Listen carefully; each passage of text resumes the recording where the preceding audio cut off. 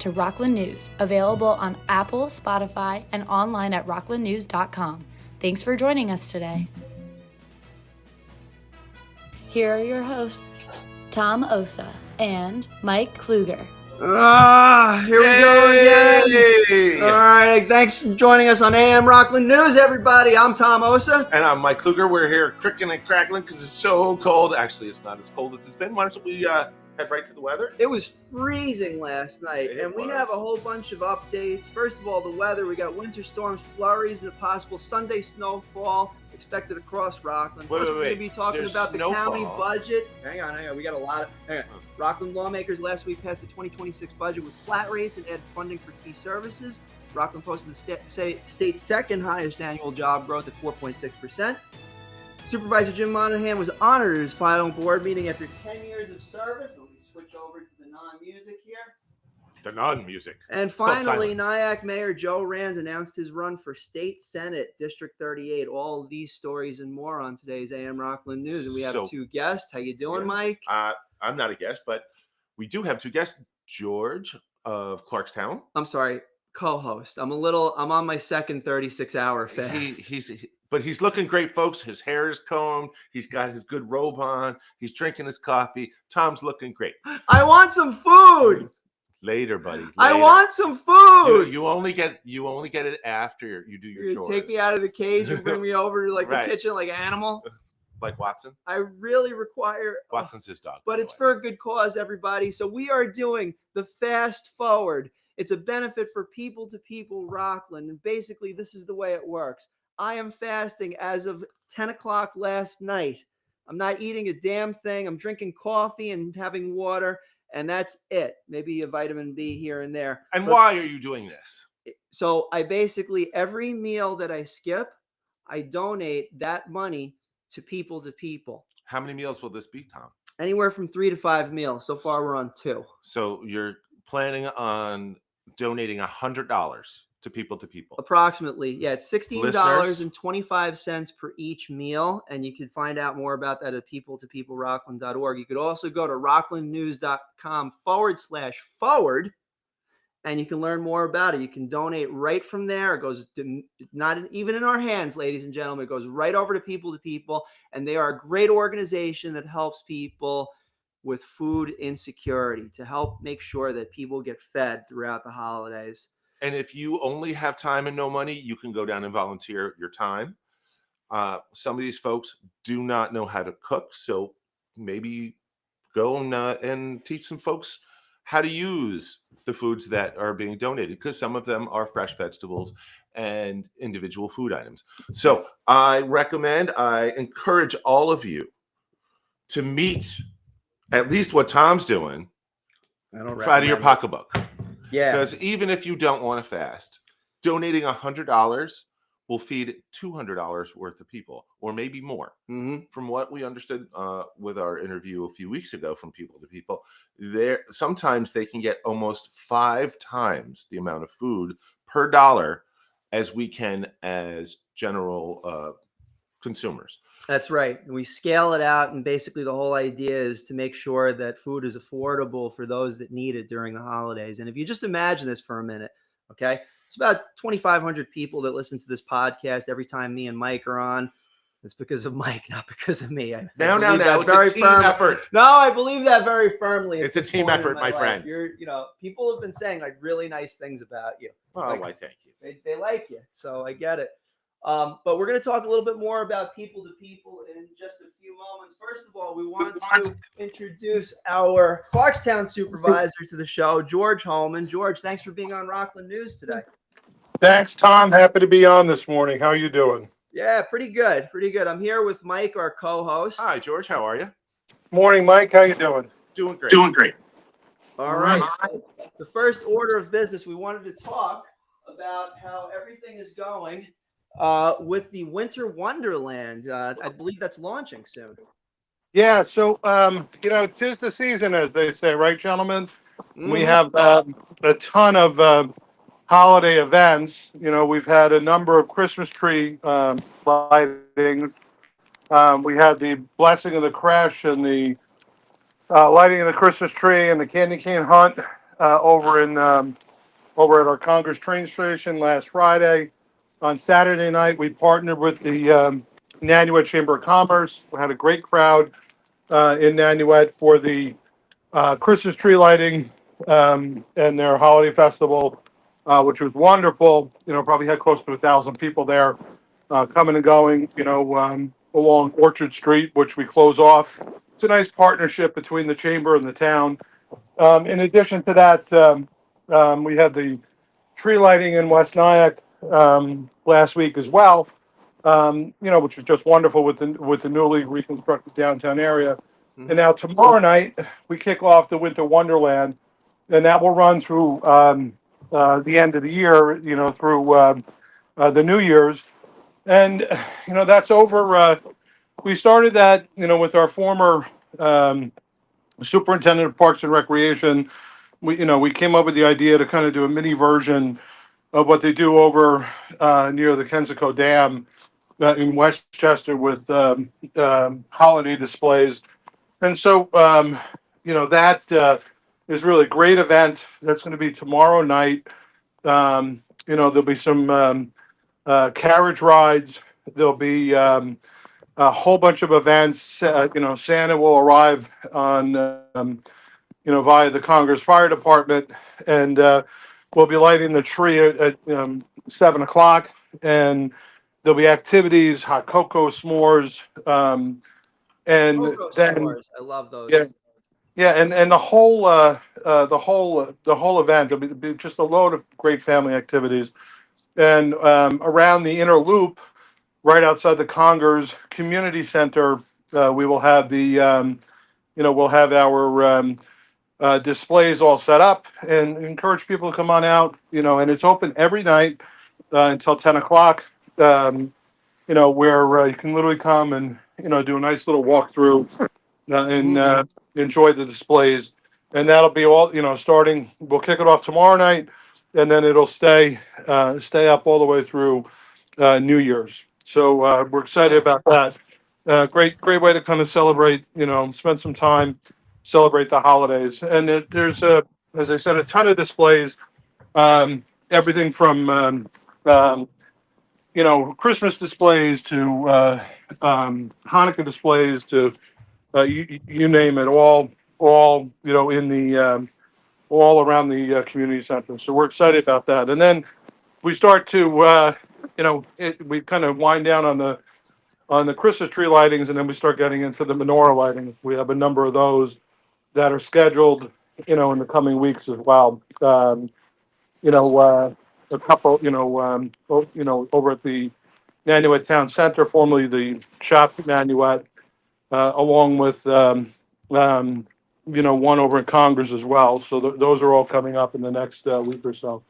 So, George, is there a place for our listeners to go online and look up any of the details for times or locations or any of that kind of thing? Yeah, absolutely. So they can go to our Parks and Recreation website. They could also just go directly to the town of Clarkstown Facebook, my Facebook. Also, it's in my e-newsletter, which we put out every Friday, which is also a link up on the town website as well. So, any one of those locations, and there'll be a full list of it as well of where they are. In fact, I think there's at least 3 menorah lightings that I'll be participating in, within the next week or so. So I believe the town menorah lighting is 5 p.m. At the Congress train station park on the 17th. All right. There's also a menorah lighting. Chabad of Nanuet is doing a menorah lighting at the Nanuet Town Center at 5:30. So on the 16th. So there's a menorah lighting on the 16th and a menorah lighting on the 17th. And then there's also a Hanukkah festival run by Chabad of Nanuet. And that's also taking place at the Nanuet Town Center. And that's 5 p.m. on Sunday, the 21st. Awesome. Well, it sounds like there's a lot of preparation that goes into this holiday season. So I would imagine that all of the activity that happens in preparation there's a lot of things that happen in Clarkstown that are kind of behind the scenes and being prepped and planned. There's another item that you mentioned that you wanted to talk about, which is the West Nyack turf fields, and I believe there's an April date for that. Well, actually, no. So two things. So the West Nyack revitalization, which I had kind of mentioned. So that's an $11 million project that we were able to get several $1 million in grants for, and wonderful, wonderful project that had been talked about for oh gosh, over 20 years. When I came in as supervisor, we revised the plans, worked closely with the Heritage of West Nyack, and literally all the other hamlets had pretty much been revitalized, but West Nyack had not been. There have been some significant drainage issues, so we did 3 different projects, got a lot of grant money for it. In fact, I'm very proud of the fact that we've done close to $100 million worth of infrastructure improvements in the town since I've been supervisor these past 10 years. Wow. George, can you give us a little summation about some of the bigger or more important projects for our listeners? Like, I hear a lot of numbers, and I hear that sounds really impressive, but what did that go towards? Oh, sure. Okay, fine. Every one of our community centers was redone under my leadership during my administration. So Nice. Yeah. every single one of them, street school was probably the most significant with a complete, renovation of street school. My predecessor wanted to tear it down, and build a new center, and it was going to be north of 10 million. This is back, 12 years ago. I disagreed with that, and when I came in, we revised the plans. We were able to get some grant funding, and we were able to, do that project for well less than half of what, the town had been planning on doing. And it's beautiful. We created great new meeting spaces, upgraded all of our facilities there. We put new roof and HVAC in our and did additional renovations at our Central Nyack Community Center. We did work over at our Congress Community Center. Same thing with Pascack Community Center. Did some upgrades there. We redid. We rebuilt the bathhouse at Lake Nanuet. We did multiple upgrades at Lake Nanuet. We including adding parking lot over at Lake Nanuet. We added the turf fields. That's the most recent thing. Like, we didn't have any turf fields in Clarkstown. We turfed the West Nyack Little League fields. We turfed the entire Germans complex, and that's open. So that was an incredible project, about $6 million, and we were able to receive about $2 million in grant money. We also turfed the Nanuet Little League fields. With that, we put in the turf field over at Zucker a few years ago, and did some major upgrades. We did LED lights across the town. We bought our street lights from O&R early on in my tenure. We were the first town to do that, and then we converted them to LEDs all across the town. There was about 4,000 street lights. We did additional work, in some of the, a whole bunch of drainage projects. Cranford Drive had flooded for many, many years in New City. Mm-hmm. We were able to get that project nearly fully funded through the state. That was about a $5 million project. We did 3 different projects down in West Nyack. One was fully funded. We got the funding through the late Congresswoman Nita Lowy. I remember Nita. Yeah, she was a sweetheart. Yeah, the Klein Avenue levee, that entire neighborhood used to flood all the time. We've had multiple hurricanes that have come through, and not a drop of water. We actually elevated the levee between the Hackensack River and that neighborhood by 4 feet and extended it about 900 feet, and actually took all of those people out of the floodplain. Same thing with Cranford Drive.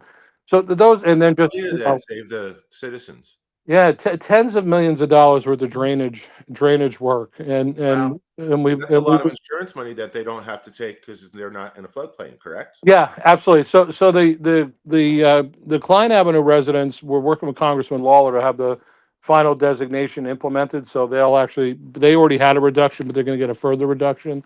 But Cranford Drive, I mean, there were people that over in both of those areas were paying north of $20,000 a year in flood insurance, and now, since our improvements, it'll be cut down to under 1,000 a year for the typical homeowner. That's an incredible savings. So we did a lot of that stuff, but the thing that I'm so and by the way, the turf fields in Jermon's just wonderful project. We had the ribbon cutting with that just the very end of October, and that's it's interesting. So St. Thomas Aquinas University, they have their under 175 pound. I think they call it the fly football.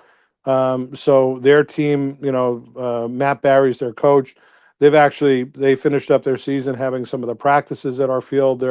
We're in conversations with them. They play and practice up at Torn Valley, but looks like they're probably going to start practicing down at our place. So a little revenue for the town. All of the different sports leagues that really haven't had great homes, or they've had a lot of cancellations because they've been playing on grass, like the Clarkstown lacrosse, the New City Rams. They're all going to be, moving over using this beautiful turf complex. So yeah, George, we've been investigating pickleball. Were you involved in the? Oh yeah, I didn't even so I didn't even get into that. You're right. We had, we built the first pickleball courts in Rockland, and we have two massive complexes. They're wonderful. One over, and those are two of the other projects as well. That we've done. It's hard to remember all these, all this stuff. It's yeah. I mean, I can imagine, and it's and Mike covered the New York Pickleball Club event over at Kobe Sushi about 2 weeks ago. That's why I bring it up. Yeah, it was. I heard about this new facility, and I just looked over at Tom. I'm like, he's listing all of these things. Didn't he do pickleball too? Yeah, it's true. And George, I have to tell you, and I think this is the first time that you and Mike have spoken on the air. Absolutely. But I saw his eyes widen open. It's like, oh, I could report news about pickleball. And I've never played pickleball, not once. I plan on going and being educated by the new shop that's opening up in New City. Mm-hmm. Yeah. And I will tell you, so that's all the big lead up for the West Nyack revitalization. So that's awesome. So we did that's an $11 million project. It's substantially complete. It will be totally complete by April. They're working through the winter on the last little piece, the little triangle. We created 110 parking spaces, a couple of new designated parking areas, additional green space. We improved the drainage down there to eliminate some of the residual flooding in that area. Like expanded the culverts so that, and what have you. But it's just an absolutely spectacular revitalization. We're getting nothing but calls and compliments and emails from people. The tree lighting for the Heritage of West Nyack, it was like a Hallmark TV event. The only thing that was missing was like the light snowfall, but we've done the decorative lights. That's that's one of our historic hamlets. We've done the decorative lights down there. They're fully decked out with the holiday wreaths, with the garland. We have the fountain that's in Landau Park in New City. Is being built. That's like one of the last pieces that's being done there, and that'll be completed by the spring. Yeah. And then in April they'll put the top coat on the roadway, and the project will be fully complete. And it came in under budget, and again we were able to get several $1 million to help defray some of that cost through the state and the federal government. And that was part of. So we had the Klein Avenue project there. We have the West Nyack revitalization, and we also had the West Nyack Hamlet Green Park that we fully expanded. And through this project, we paved the walkway back there. So we recreated a wetland, and now there's walking, a fully paved walking path around the water feature down there behind the beautiful new playground. So it's really a great, great opportunity for a town. Wonderful, wonderful new setup with our park, down there and the whole revitalization. And very proud of what we were able to accomplish because, frankly, people don't think an awful lot about stuff like this. But, in addition to doing all these revitalization projects, we upped our commitment on paving our town roads. Mm-hmm.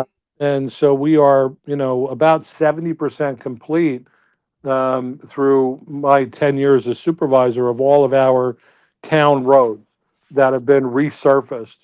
Now I will constantly get people will call it, or they'll sometimes they'll post on Facebook and they'll complain about like Route 304 or Route 59, or those are state roads, they're not our roads, even though they're in our town.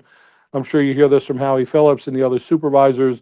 It becomes something frustrating for the town supervisors because people will call us and complain, but it's New York State DOT, Mm-hmm. and it's the state that has, that handles those roads. But speaking of New York State, oh, actually, Mike had a question here. So, if for our listeners, I hear that people are calling, and it's not something that you guys have control of. Let's give the listeners a different place or a different, like, who should they go talk to if it's about a state road? Like, if it's not you, who are they talking to? That's simple. Listen, if they call us, we'll take their complaint, but we'll redirect them, and then we'll also direct it to the state. And frankly, they've got to go to their state reps. They've got to go to their state assembly person or the state senator. And in Rockland, Senator Bill Weber covers most of the county outside of Stony Point. I think that's Senator Harcum, who's from Westchester. Right. And then depending on where you are, Assemblyman Weeder covers covers a portion of Ramapo and Orangetown. Pat Carroll covers the village of Nyack, the town of Clarkstown, and the town of Haverstraw. So literally for complaints, on the roads in those areas, those would be the folks you would contact. And then Carl Brabina covers the northern part of the county. He's an assemblyman from Orange County that covers the northern tip of Rockland County. So those would be the folks that you'd have, and we could help you get connected with them. And frankly, the Governor Hochul, people need to be complaining to her. I mean, the dirty little secret is, and we talked about it as town supervisors, it's very frustrating because, like in a town like Clarkstown, we were on a 30-year paving cycle before I became supervisor.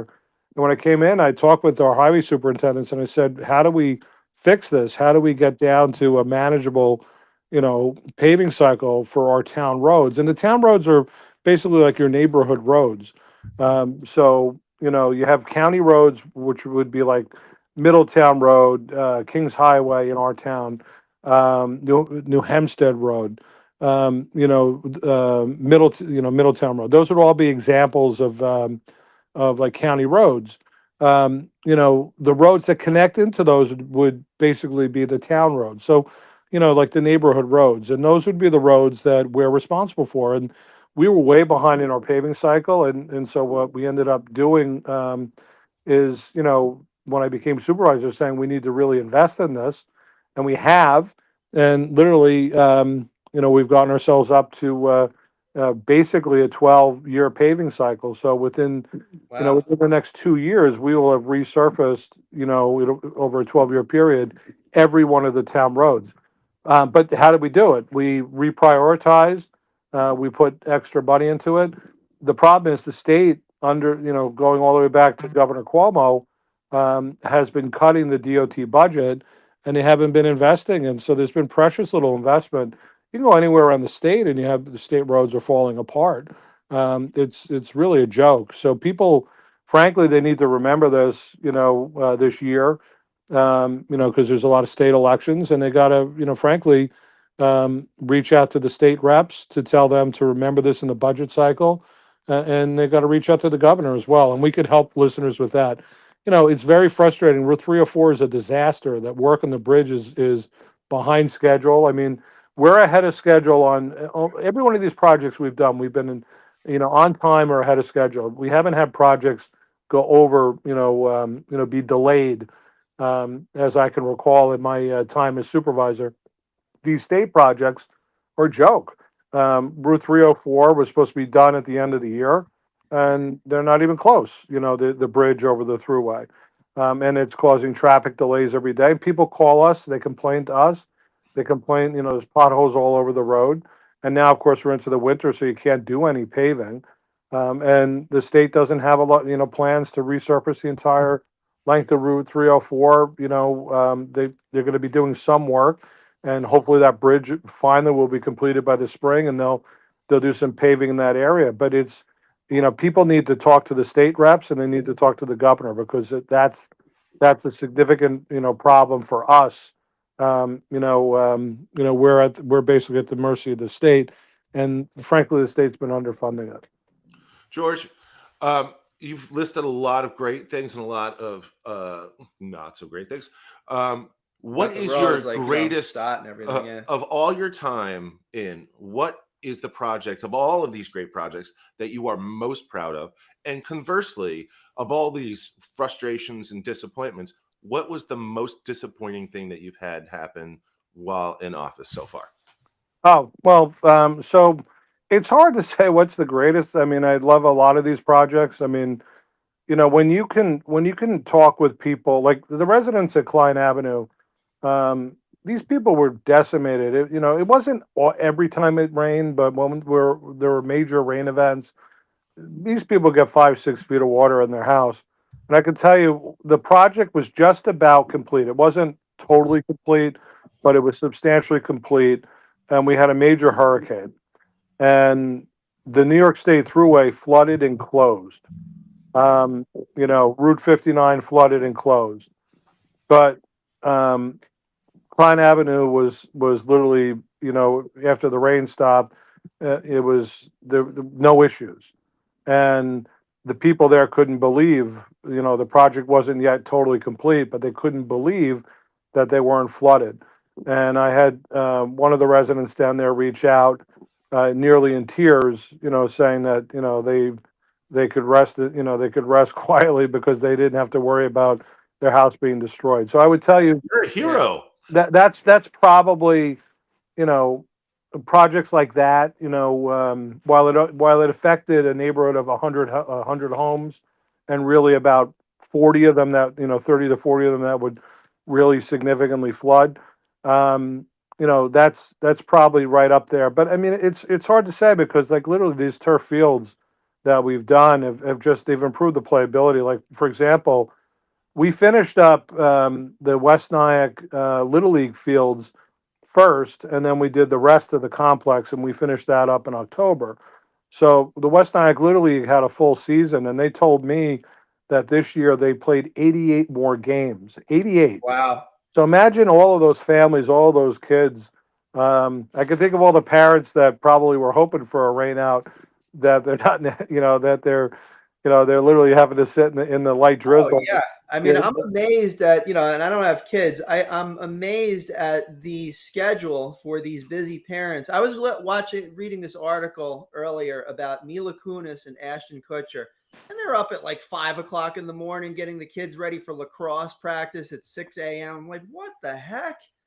I'm amazed by that. Yeah, so it would be hard to do that. And I could tell you, most disappointing is just some of these state road projects. We have been all over the state on the state roadways, and we were, Ken Zabrowski, the former assemblyman, was able to get funding for an engineering study that is just about it's going to be complete in early 26.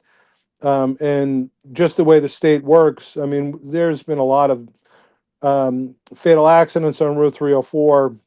We want improvements. It's not our road. If it was our road, we already would have done stuff. But I would say that's probably the biggest frustration, is just dealing with the state, because and I think Howie will tell you the same thing any other supervisor, because you're dealing with a big bureaucracy. It's a big state. And frankly, they don't have the resources. They haven't funded the DOT. And it's very frustrating, because we're the ones that get the calls and the complaints. They're not calling Governor Hochul, and they're not going to get Governor Hochul on the phone. If they call my office, or they call Howie Phillips' office, they're going to get a staff person, and more than likely they're going to get a phone call back. If they ask to speak to the supervisor, um, you know, um, and we're the ones that hear it, and then we have to, listen patiently as people complain, and then explain, yeah, I'm sorry, we'll take your complaint, but here's who you need to talk to over at the DOT. And then the DOT, um, oftentimes, they'll get a PR person or whatever that will say, yeah, we're going to do this, and then it doesn't happen. I mean, I was told they were going to basically have the one side of the bridge done and complete, and the decking finished by the late fall. I reported that back out to people on social media. I reported that back out to the media, and here we are. The middle of December, and they're nowhere near there, and that's not going to happen. So that would be the biggest frustration. The bureaucracy with the state, because they don't. They don't. It's funny. As somebody that was in the seminary years ago, they used to talk about the Catholic Church, and they would talk about Rome marks time and centuries. And I often think the state of New York is often like that as well. They don't deal. Yeah, they don't deal in weeks, days and weeks. They deal in years and decades. So, George, how can our listeners help by giving you better data instead of just complaining with their hearts and emotions about woe is me? What kind of data can we provide that is going to be helpful to you and the other supervisors and our state folk to go to this state? And I mean, do we need to talk about how many times we were almost hit by a car because there was not a guardrail? Like, what do we need to do to help you guys instead of just being emotional outbursts and saying, well, this isn't just? What can we actually do? Well, I think the big thing that people can do is they can make complaints. They can call directly into the New York State DOT. They can send emails to Governor Hochul, and they can complain to their state reps like Pat Carroll, in Clarkstown and Habestraw. Literally, they need to hear. They need to hear about it. They need to hear. What, that actually reminds me, because we reached out to Pat Carroll's office 2 weeks ago, and we haven't heard anything back. I should follow up on that. I'm sorry. Go ahead, George. Just talking out loud. Yeah. No. So, well, we had a very responsive state assemblyman with Ken Zabrowski, and we were in different parties. Ken, I can't say enough good things about Ken Zabrowski. He really, with this study. So hopefully this study that is being completed will produce, some recommendations that the state will be able to enact, but more importantly that, they're identified, and then hopefully we can get them funded as well. So, absolutely. But that's what I would say. I mean, it's not so much the near misses. They have the traffic data, they have the accident data. The big issue is just the state reps need to hear about these potholes. They need to hear about the issues that people are having. And the frustrations, and Governor Hochul needs to get emails on it. I mean, because do petitions help? Do you find they again, it's a big state. It's a big state. I mean, you could get thousands of signatures, and then what happens? They'll find. I find that people are more responsive. When you get well-placed phone calls into the right offices. Eventually people, you get a petition, it's once, and okay, that's great. And, but if people are constantly calling and saying, there's an issue here, eventually the state, and by the way, the petition that, says, okay, we're concerned with this, that, or whatever. When you call and you document a pothole, you've now put them on notice. So their insurance could, there's liability. And if there's an accident or if there's, damage to a car, the state is on notice. So when you call and you report that to a government entity, locally or statewide, they are on notice. And so listeners, it's better to call as many levels of state government up to federal government, depending on what road it is, and call a lot. Get your friends to call overburden them with phone calls and emails. Is that what I? Well, I don't think you want am I to correct? overburden. Am I correct, George? Mike, we're very young here. I don't have insurance on some of these things. Overburden the governor's office until she takes care of the safety issue. Is that correct? George, to you. Oh, did we lose George? I think we might have lost George. Was it something I said? It might have been something I said. I think I might. I can't hear it. Let me just check. Is the connection on? Actually, he's still here. George, are you still there? It seems like he's muted. You know what? He might. I know what this is.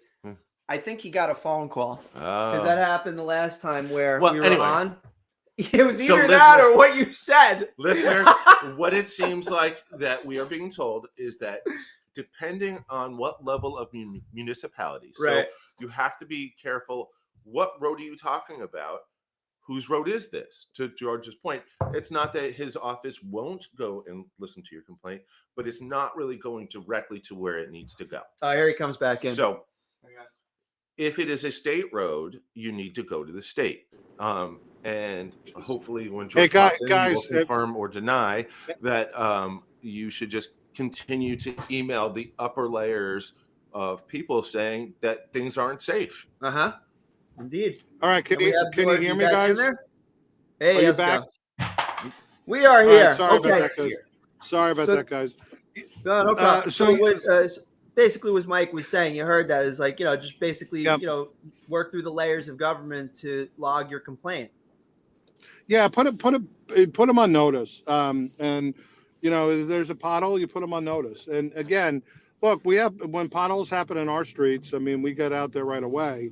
And when the state gets a phone call, sometimes they have to be prodded, and it's not they just don't have the staff. I mean, the DOT used to have.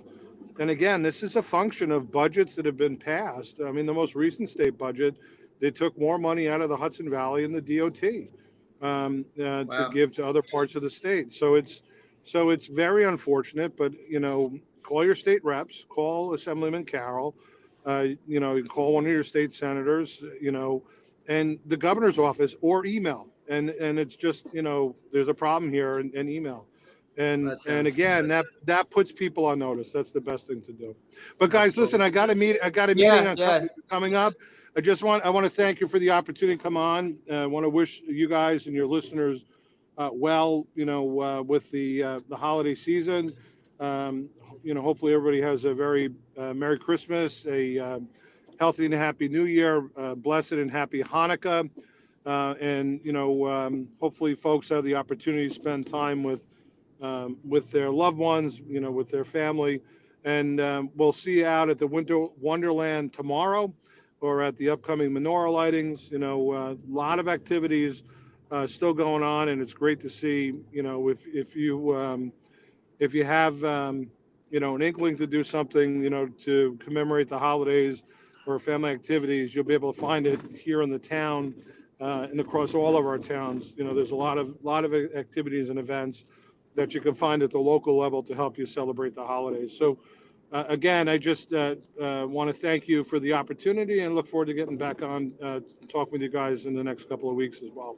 Great. Merry Christmas and happy holidays to you too, George. Town of Clarkstown Supervisor George Hoehmann, thanks for being on AM Rockland this morning. George, thank you for helping build safe communities. Keep up the good work. Thanks so much. Talk to you guys. Bye-bye. All right, that was awesome. And we're going to have our second guest on in a few moments.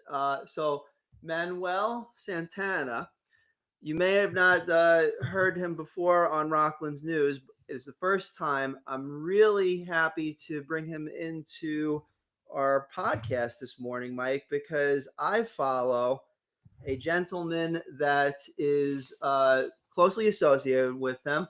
And basically, I'll give you the lead up to this, and then we're going to bring him on in. But basically, Manuel and Millions, as he's called on Instagram, has these funny videos. I can't even begin to tell you. Tell me what kind of funny. Are you talking like ha-ha funny or funny weird? I'm talking about ha-ha funnies, ladies and gentlemen. Like what level of ha-ha? Like Johnny Carson?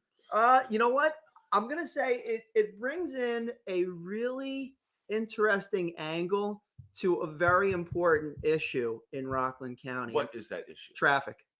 We have just been discussing traffic. Yes, And exactly. roadways. There is a theme here. I didn't realize there was a theme, but now there is a theme. The universe has brought us a theme. Oh, finally. Thank you, Lord. So, you know, and Traffic. basically they talk about, and, you know, I'll tell when Manny comes in, he'll tell the story. But basically the lead up into this is these guys, Milla News, and basically, and also New York is a nationality.com. I have to bring that up. But they have covered a variety of absolutely absurd traffic things that have happened over the last several years. Hold on, where? Muncieland. Can we call it Muncieland? We'll find out if we get sued, but whatever. It's called Muncieland. So this is the first time that we're bringing them on the show. Unfortunately, Milla was not able to make it, but Manny and Milla work together all the time. Let me bring him on in. And maybe he can tell us about Muncieland. Hello, we have Manny Santiago on the wire with AM Rockland News. How you doing, man? Good morning. Good morning. Thank you for having me, guys. So I've been kind of hyping up you guys, and we had Supervisor George Hoehmann on just prior. It's an interesting yin yang. It's going on very he was talking about roadways and traffic. Very serious thing, you know. But we figured it's very important. Very important. There's a lot of things going on in Rockland. You know? We here at Rockland News find safety of Rockland very important, and we like to encourage good community efforts. So tell us about your show. Yeah. You do a whole bunch of stuff, you know, Manny. You know, first of all, you have the shop in the Palisades Mall. Y'all run several different events with tons of vendors, especially in the Palisades Center parking lot. You guys also have a series of videos on Instagram that it seems like at least half of Rockland is following, and the other half needs to be on notice about these videos, is what I'm saying. Yeah, and you've coined several terms that are up and coming. It's New York as a nationality, and then the other one is, of course, Muncelandians, which is a beautiful thing. So let's start with New York as a nationality. Yes. Like, for sure. I am generational out of Brooklyn. My family's from Brooklyn, and I was the first one raised in Rockland County. But we are from New York, right? From like the 1800s. So New York as a nationality, tell me. How did it come about? It's also so I started the brand 8 years ago with me and my guys, and I was just looking for, honestly, I didn't think it was gonna be a clothing brand. I thought it was gonna be like a merch, you know, like, because I was doing a lot of videos. So my background is I'm an artist. I like to paint. I got into videography, and you know, I did a lot of commercials and music videos, weddings, and then I started getting around lots of celebrities. And then I was like, man, if I started a clothing brand, I'll be able to get these celebrities to wear my stuff, you know? Yeah. So we were looking for like a merch just to like have celebrity wear and, you know, just something to sell, right? Long story short, we had a brand name. We were testing the waters. I go to Texas with one of my friends, and I'm wearing the sample of what I was going to drop soon, right? And one of my friends has this other brand called No More Free Shit. Oh, can I? No, like, it's almost like the rent is too damn high. Yeah. So it was called No More Free Stuff, let's just say, right? And that's all it said on the shirt. And he was getting compliments left and right. Like people, and we're in Texas, mind you. We're in South by Southwest, so nobody knows us, but he's getting compliments, and nobody's complimenting my shirt that I designed. You know, I'm just like, all right. Yeah. I'm like, man, something about a statement just being on a shirt, plain and simple, like captivates people's attention and makes them like read it and be curious to like, what is written on your shirt? Oh, okay. So that made me go to the drawing board. I went back to New York and I'm like, man, I need something that when people just read it, they just feel it, you know? So I was sitting and pondering on this idea of like, all right, I just need a statement. And then I just thought about New York pride and how we're just one of a kind, you know? So kind of sort of. Once I said, no, just kind of sort of. That's exactly the way it is. Exactly. So like when I was like, man, it's like we're our own type of people, you know? It's like we're like a nationality. It was like Oh, that's actually a pretty interesting statement. Like New York is a nationality. So I tell it to my friends, and they're like, I get it. They're like, yeah, it's pretty true. But he's like, it's a little bit If you long, have you know. sports It's like, stations, yeah, it's yeah, a little bit long, but I think people will get it.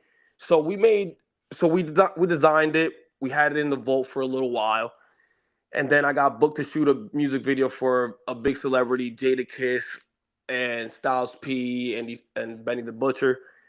So I was like, you know what? This would be the perfect time to make the hoodies, you know? So I made Mhm. it.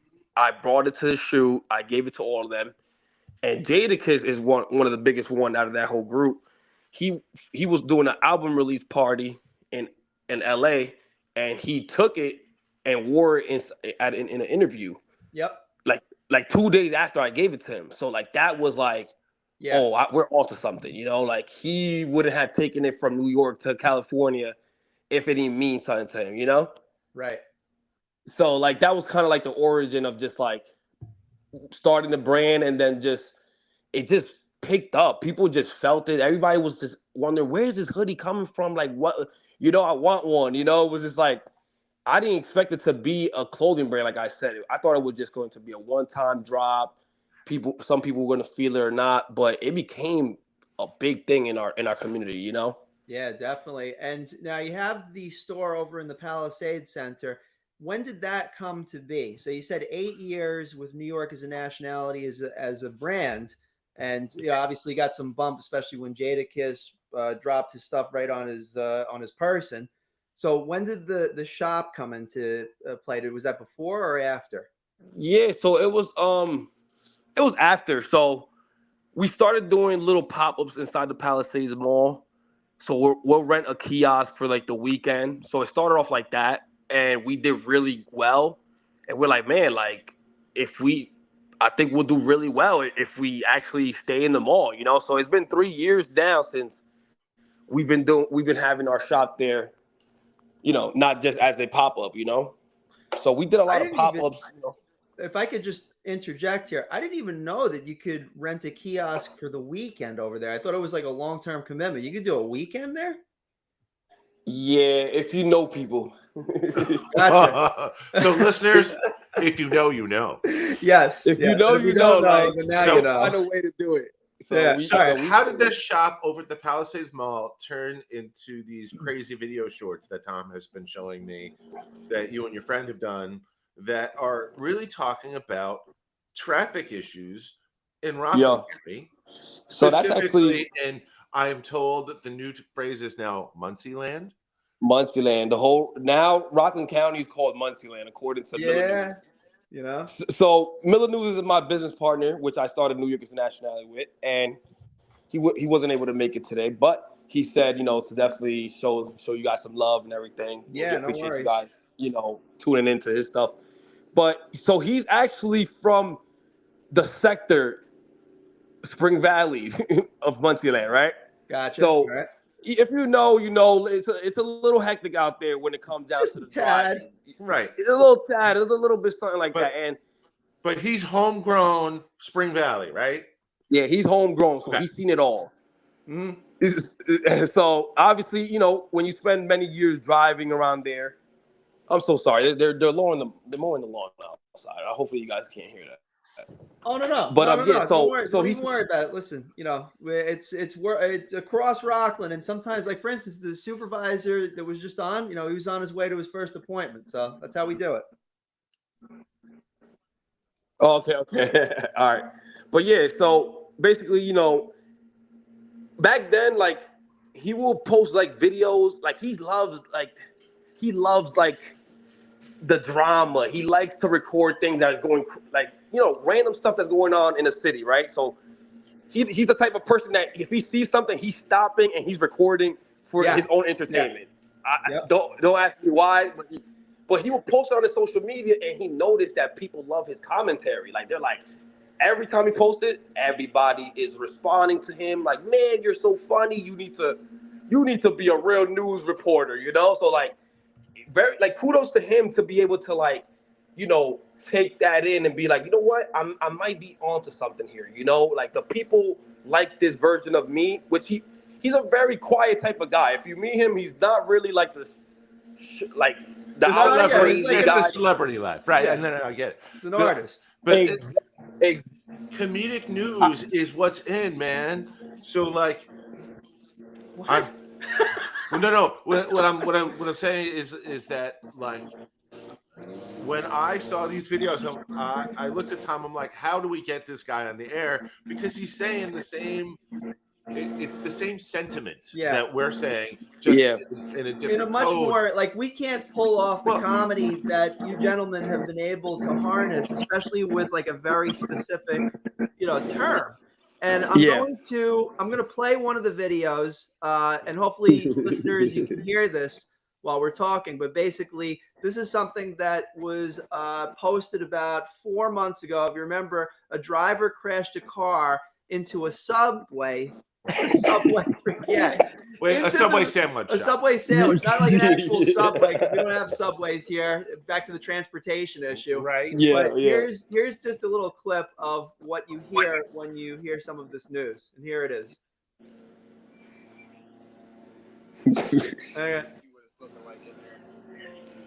Trying to get it for it. Well, actually, you know what? Let me do the Muncie Boys one, because that's a fun one. Out of all the Muncie Boy footage that I've ever seen, right here might be the absolute craziest, hands down. Like, there is 6 niggas. Me and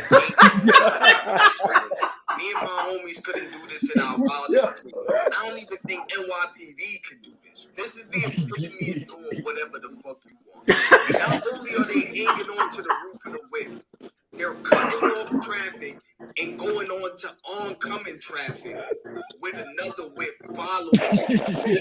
These guys is presidential, bro. Presidential and not giving a fuck. I'm telling you, bro. Yo. Come over here to Muncie land. It's a whole new world. Y'all don't know what we go through out here, man. Like, these guys is above the law. Yo, somebody said their coupon was about to expire. So, listeners, that's a spot like the coupon might expire. You gotta check it out at Miller News on Instagram. I'm gonna give you a little brief tidbit. There were several men hanging off the sides of a what was that? A Suburban? Yeah, they were holding on to the luggage rails, and like 6 of them as they were driving through. I'm guessing that was the area of Spook Rock Road, around there, somewhere around there. Yeah, it was definitely in Muncie land.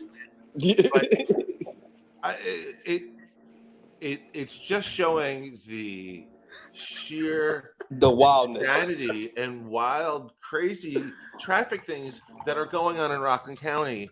And something that I noticed in that video, I'm sorry to interrupt you, was please go ahead. Somebody was covering the driver's side of the window, and how did he make that turn to the right without seeing what was coming from the left? Like, I was so baffled when I seen that, when I noticed that little part. I'm like, yo, he turned right and he couldn't even see what was coming from the left side. Yeah, like, I don't know, it's like praying to the Almighty, or just like, it's all gonna work out. But there was just there was a bit of a disconnect there. I don't Oh man, it is a difficult. I can't even see how you could have law enforcement chase them down, because by the time you see it, they're gone. They're gone. They're gone. That's it. Yeah. So, and this is the thing that I find interesting about this. And, you're obviously a born marketer. I get it, and when you're a marketer, you're in the trenches, you're getting it done, and you're building your brand and your presence. And the two of you seem to work really good, like a yin yang sort of effect. Same thing with me and Mike on the air here. But you've touched on an issue, and it's traffic safety. Yep. So I sense that there's a theme where it's just like, look, it doesn't matter what demographic or anything like that. Or your age. Yeah. Because, again, George Hoehmann, who was supervisor of Clarkstown, was livid with the state about not helping us maintain the roads. And, again, it goes back to traffic safety. Tom and I were on the air a couple shows ago talking about how the Four Corners in Spring Valley on Nanuet. Nanuet. Four Corners in Nanuet. Is one of the busiest intersections, Middletown Road and 59, and it's not safe for pedestrians. Yeah, it's not. It's not. So you guys moving a little farther west in Rockland to discuss those traffic safety. I had a dear friend of mine was driving from RCC where we worked to I think to his home in Nyack, and he got smashed into by a vehicle that looked like the one in the video. Yeah. And they all just disappeared. Right. And he was left in the bag. Yeah. So it becomes a liability issue, becomes an insurance issue. Yeah. Like I don't know what can be done about it, but we do need to tap into it. We need to show people, and the way you guys have edited videos and his presentation, I encourage you to continue that. I would like to do some of those segments on our show. Yeah, and not for nothing. So, when you tap into this, I mean, it's not like you're posting a new car crash every day, but there's a consistent, I'd say, maybe like 2 to 3 per month, right? Yeah. So, it doesn't stop. I thought it would stop. When you're getting this information, are you getting? I'm just asking, like, your fans are sending you the videos, or Milla just happens to be or you and so he's connected with every sector of Muncie-land. They have group chats. They have WhatsApp. You'd be very surprised who's giving him information. You guys are a network. Yes, exactly, because they love the work that he's doing. He's spreading the word to be safe out here in Muncie-land. Well, are you from Rockland as well? Yeah, I'm from the Haverstraw sector. Okay, all right. But I just recently moved. I just recently moved to Peekskill. Okay. Yeah. It's but a beautiful area, right? That's where I'm from. Yeah. It's a very nice little town over here. I appreciate the little calmness that it has in this little neighborhood that I'm in. Right. Yeah. I was up in Orange County for 2 years, and it's just a different atmosphere. And don't get me wrong, I've lived in Rockland just about all of my life, but there's an atmosphere, it's a little bit more like country roads, John Denver. Yeah. The sort of thing. What is your, I know you just did the Black Friday last week, the holidays and everything. What do you got going on for the holidays as far as like shopping? I know that, and again, for those of you that are listening, the website is nyisaNationality.com. Yes. Awesome t-shirts on here and hoodies. Thank you. Anything you got going on for like the holidays as far as like specials or events? Because I know y'all are always active and whatnot. Yeah, right now. So we're just planning for our next event that might be in April, I believe. Mm-hmm. And in the meantime, we're going to be doing a lot more content that we're working on, original content for YouTube and for Instagram. And just trying to collaborate more with other businesses. I feel like there's just power in numbers, so that's something that we are putting in the forefront right now. Mm-hmm. Just more collaborations. And the holidays, it's good, man. Right now we got some clothes at the shop, some sales. And, the Creators Con was super cool just to have a lot of vendors experience the Palisades Mall. The space was a little bit out the way, so we took a chance on that space all the way by the ice rink, because like the first floor, the Christmas tree is there, so you can't really book that spot. Of course, but yeah. That's kind of like where we're gonna just stick to that side of the mall, first floor, and then just do our outside events in the summer by the park. That makes sense. Yeah, and I suffer from the same thing because we always do the Rockland Music Fest every year. We just did it over at the stadium. But I got to tell you, leading up to the event, and I try not to look at the weather until the day before. For me too. Me too. You know how scared I was for a Hype Fest? Right. The one that I did, I was like, oh my God. But luckily we got some good weather, man. God is good. Yeah, all the time. Music Fest did we do in the rain, Tommy? Yeah. So wait, you guys did at the Clover Stadium? Rain. What was that, Manny? You guys did your event at the Clover Stadium? This time, yeah, we did it for 10 years over in Stony Point. There were 2 different parks that we did it in for 10 years in a row. Okay. And then we moved it over to the stadium this past year. So it was good. We had about 1,200 people. We had this really cool band, Magical Mystery Doors. They do like Doors, Beatles, and Zepp. And and then we had 9 local bands. Actually, I think I did see you. I think I did see that event. I think I had a friend perform there. Yeah, I'll send you the links for it. It's all online, like for free. Yeah. So it's fun times. But yeah, we had a good time, man. I love doing events, but the stress organizing it. You know what I mean? Yeah, man. Maybe we could collab on an event, man. I see, because we were thinking about doing the Clover Stadium. You know, we had a friend do a car show there over the summer, so we were like, you know what, this is not a bad spot too. Even though, like, I think like the parking lot in front of the mall is a really good location. But we're always down to experiment. Definitely, I'd love to speak with you. You and I got introduced to you via Brian. So Brian, and really cool dude. We're going to be doing some podcasts over there at some point. So that should be a lot of fun. I know you have to leave for work. Mike, did you want to mention anything? I just wanted to say that it was great having you on the show, and I would like you to tell our listeners how to get in contact you. As you know, our show is about sponsoring community and community help and helping one another. So especially the news articles and all of those things, how do our listeners get in contact with you if they so they can help you guys produce those videos so we can talk about them and talk about the issues with guys like George Hoehmann? For sure. So you can find us at New York is a Nationality on Instagram. That's kind of like our main hub where we be active. And then we have Miller, his personal Instagram, Miller News _. And he's always going to keep you updated with what's going on in Muncie-land. And it's very important to follow him so you could stay safe. And for me, you can find me at Manolo Was Here. Manolo Was Here. MANOLO? But the was WUZ. Was Here. Gotcha. And Tom, you put all those links on our site? Yeah, absolutely. So we'll have you in the article this afternoon as well. And I appreciate that, guys. That's awesome. Man. And I just followed you on Instagram. So I'm looking forward. We keep on missing each other. I was at an event in Westchester. I was going to swing by the shop. But in the next few weeks, definitely before Christmas. Yeah, just give me a call and I'll let you know if I'm there or not. If it's not me, it's Miller News. So regardless, you can just stop by whenever.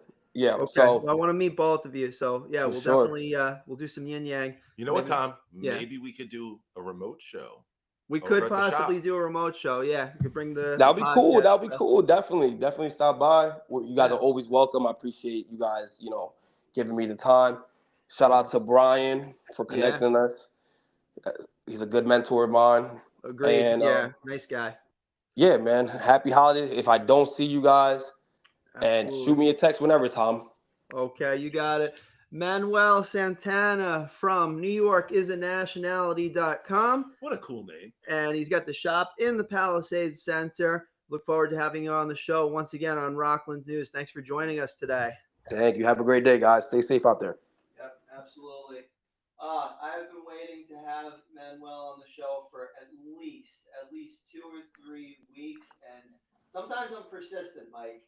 Tom, I was so impressed by the shorts that you had sent me, and I didn't even see the one with the guys hanging off the car that you played on the air. Oh my God. I absolutely love it. It's just like, do you hear like the energy level, and I can't explain it in words exactly, and I shouldn't, but it's the zhuzh. There was some zhuzh to like, being able to like, I like being around creative people. Okay. It sparks like, I don't know, like Jim Morrison. Well, his birthday was the folks 2 days in Muncie-land are creative in many ways. Some of them make awesome videos, and some of them are the content for those awesome videos. Yeah, be careful. They might, say, "Hey, we deserve a cut." They've already been cut. Not legally. Legally, they're right in there with it. Everybody in Muncie-land, we're all together on this one.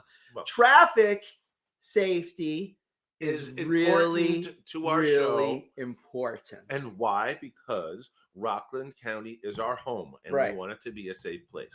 We want to build safe communities, which is why we talk about things like people to people. Yes. Why we talk about the libraries. Why we talk to all of our legislators, because we want to help build a better community here. So, citizens, I'm actually going to coin your term. I was thinking about it for the last week. Citizens of Rockland. Citizens of Rockland. Yeah, exactly. We are the core. So, citizens, and we might be bantering on in the after party, who knows? But right now, we've had 2 compelling guests that talked about traffic safety issues. And over the course of the last year, we've had other people on the show to talk about traffic safety. For instance, Donald Franchino, Clarkstown Ward 3 councilman, and was very, very invested in looking to make sure that the protesters during the Four Corners rallies were protected from traffic accidents. And, just so you know, Mike, I reached out to Assemblyman Patrick Carroll's office a few weeks ago, and I didn't even realize this. They never got back to me. Oh, I think it's time for you to I gotta do give him a holler. just what George said. Yeah, start reaching out. And you know what? Maybe we need to start going up the chain. Like, do we need to start a letter writing campaign, email writing campaign to Kathy Hochul herself, just from a place of road safety? This is basic traffic safety. There's probably a pile of barriers sitting somewhere in a New York DOT warehouse. Just go install them. Yeah, absolutely. And we've had other guests on the show to talk about traffic and various things. Like, for instance, there's Rockland Alternatives to Driving, and that's John Ross, and he advocates for safer, more reliable transportation. We used to have 18 train lines in Rockland County. Now we're down to 5. I was going to bring up how Mayor Mike Kohut advocated and fought for the ferry out of the village of Haverstraw for over almost 2 decades. And I'm not sure of the status of it now because it is getting colder and all that kind of stuff. But I have rode the ferry myself. It's a nice, pleasant boat ride to Ossining. You get off onto the dock, and the MTA Hudson line is right there. And you can either go north all the way to Poughkeepsie or south all the way to Manhattan. With stops all over the place. And I'll tell you, and we almost used the ferry last week in order to get over to a winter wonderland that was out in Westchester. Yes, I do get outside. That's of a lot of once was in a while. Whoa. Yeah, it stuttered me a little bit. I don't do that often, but so I didn't get a chance to stutter. I mean, get onto the ferry. And I'm hoping to do that. But, just a great way of transportation. So right. And it's what that circles back to is that our politicians, our supervisors, our mayors are trying to help with this congestion, I guess is the right word for it, because there's safety issues. There's a lot of vehicles going through. Part of it is from a place of Rockland's a thoroughfare from points east and south all the way up to the cool parts of New York that are north. We're kind of like a gateway, and the gate needs some repair, and the state needs to hear that we need some loving. Especially some guardrails, in my opinion. Yes. On Route 59, because up to 4,500 people on a busy Saturday afternoon, they got to be protected. Right. And it is an area where you should be able to walk if you want. Absolutely. We travel in our cars so often, and I get that right now it's cold and everyone doesn't want to be cold. But as it warms up, we should be able to walk down the street and walk to the shop and stroll through. There's a park right on that Four Corners. You should be able to hang out there if you want to. Yeah, dig it. Right? Or use the local establishments, like, for instance, like Shake Shack, Panera Bread, Banchetto Feast. Go get something from Banchetto Feast, and then go sit in the park. One of our sponsors. Totes. Oh, and I was thinking that Manuel was talking about how his event was in April, and I'm wondering if it's April 20th. Oh, you mean 420? Like 420 Cannabis over at 202 Cannabis. Yeah, I don't know about this cannabis thing. Who always say that? Well, I'm consistent with it because I have to be. Well, so at the start of the show, you talked about weather, and you were about to scare everybody about the snow. How bad is the snow supposed to be, Thomas? Yeah, let's do the weather and then the news, and then So you're scaring me with the snow. How bad is the snow going to be? Let me switch around Do we need to get the bread and the milk and the eggs so we can make the French toast when everyone's snowed in? Or is this a watch the snow fall and then it rains away like it did last time? I'm going to opt for err on the side of caution. So everyone go out and get the toilet paper and the bread and the eggs. Yes. And here is the report. And by the way, we have a weatherman coming in for this besides me. Rockland is entering a stretch of active winter weather beginning today. Dun, dun, dun. A storm watch is in effect this afternoon, with snow showers transitioning to rain by midday and continuing into the evening. Highs are going to reach the upper 30s to the low 40s. Tonight, showers taper off, skies thin, and winds pick up, with lows in the mid-20s to low 30s. And I really hope that it's not going to snow on Thursday because, okay, good. It's not going to snow on Thursday. Thursday brings a mix of sun and clouds with gusty winds with highs in the low 30s. So it's going to be cold.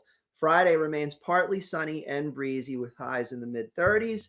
Saturday, mostly cloudy with a chance of flurries and temperature in the mid to upper 30s. And there is going to be a system, and this is where we're getting into it, is going to be arriving late Saturday into Sunday, coinciding with the first night of Hanukkah. All right. It's time to celebrate Hanukkah. The owners of the Seattle Supersonicas celebrate Hanukkah. That's an old song. Did they still? By what is his name? It's Adam Sandler. But Adam Sandler. Is the same person still own the Seattle Supersonics? I don't know, but I have no idea. But that was the way it was recorded back in the day. O.J. Simpson, still not a Jew. But guess who is? Hall of Famer Rod Carew. It's awesome, man. We'll do more of that. So we got to sing that. Wait, actually, you told me. By the way, Saturday. High Sunday will be in the upper 20s, low 30s. All right, more importantly. Yep. So you told me before that you actually, I didn't know this, you did karaoke? I did karaoke. Wow. I have been a karaokeer. I'm fascinated by this. It's like one of those things that I never realized. You were also a classmate in music class with incoming town of Stony Point Supervisor Amy Stam. So there's a lot of history here. That's true. I'm telling you, I live here in Rockland. I live in West Havistraw. I love Rockland, and I want you all to have a voice because the only way we're going to get things done as superintendent. Yeah, man. George said we need to speak up, and this is the place where the politicians are finding their voice to you, and we're going to be the ears. So email us. Send us your questions, send us your concerns so we can bring them to the politicians. We want to be your voice. We want to be part of the community. Absolutely. And the place where you can do that, ladies and gentlemen, is rocklandnews.com/alert. And we're going to have a different form on a different page because alerts is really for tips.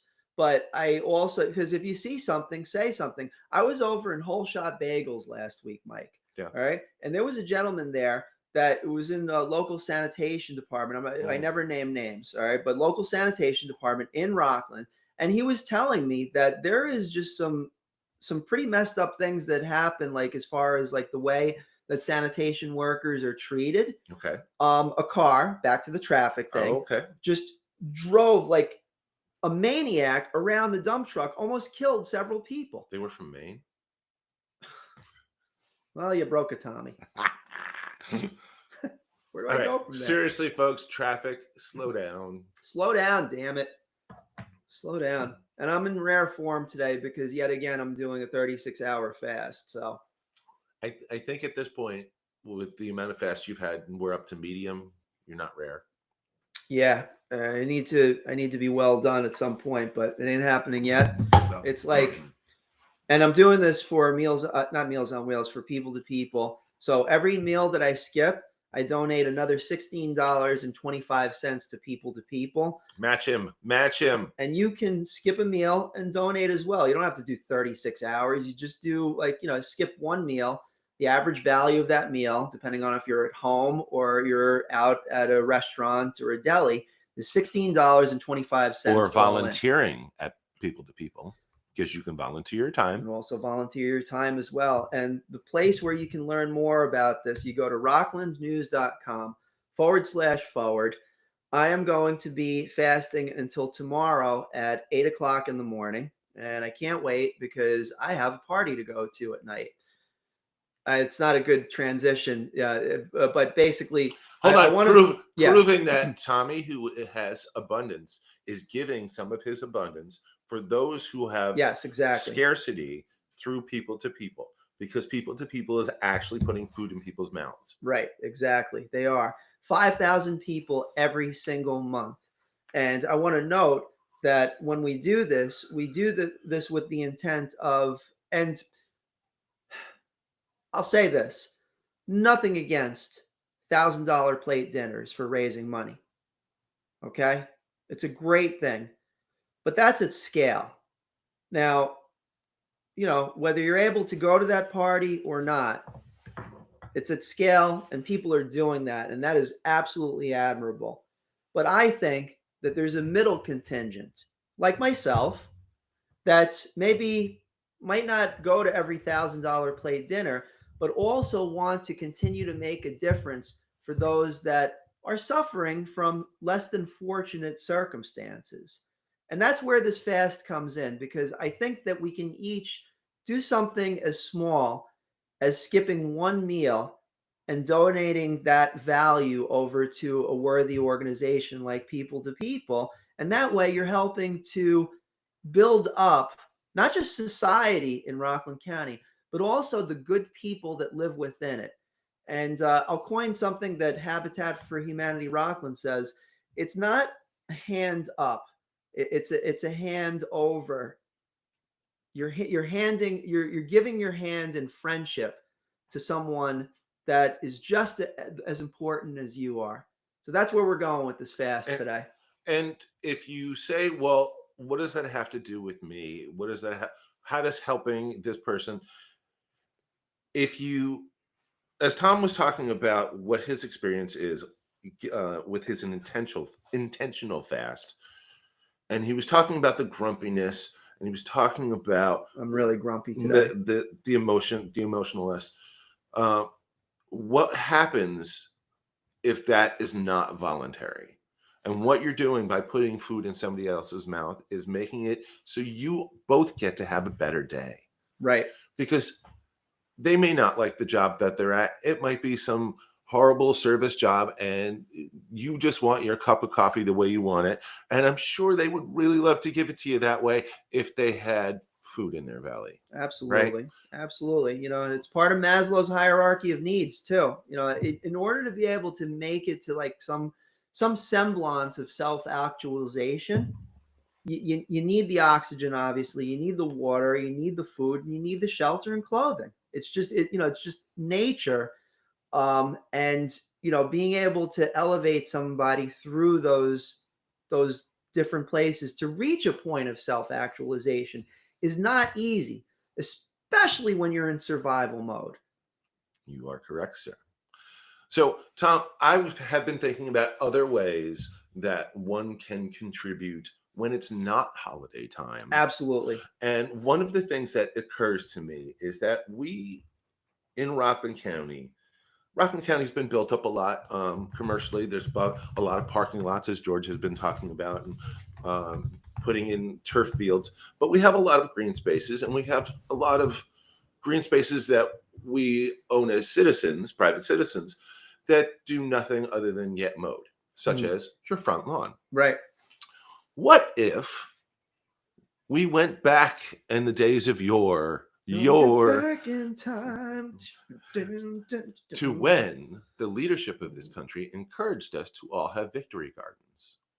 Yes, and this is something that you're very invested in, Mike. And because what's more secure? What makes things more food secure than growing the food right there? That's right. Sustainability to its exponential.